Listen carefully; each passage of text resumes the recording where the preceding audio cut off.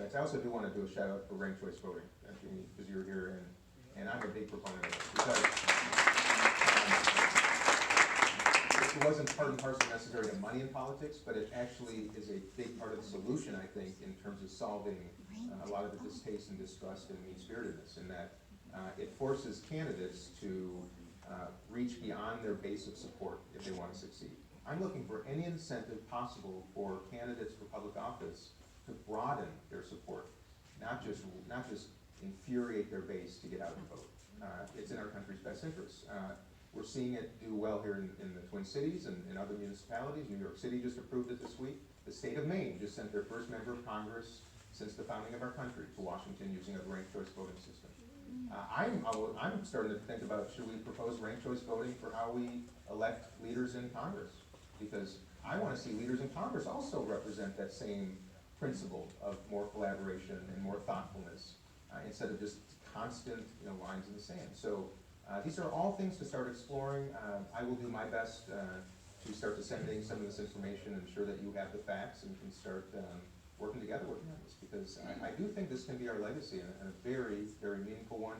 And to your point, Kim, young people, it's frustrating, but it's also, I'm seeing something change.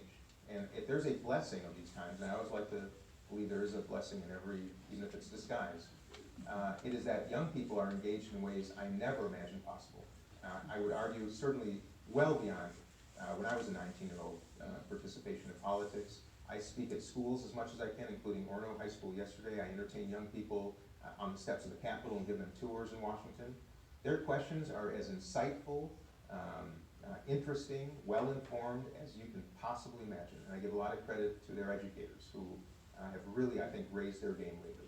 For example? I'm sorry? For example, like, what are some of the questions they're asking? What are they saying to Well, you? without getting specific, but I mean, I'm talking about the way they know policy relative to climate change / habitat change, gun laws, in many cases, money in politics. They're very well informed about history, about policy, about politics. They're following it online. I ask them constantly, how do they get their source of information? Oftentimes it's Instagram, which reminds me that instead of, again, whereas most people are spending money on television ads and on Facebook still, we have to start approaching young people where they are.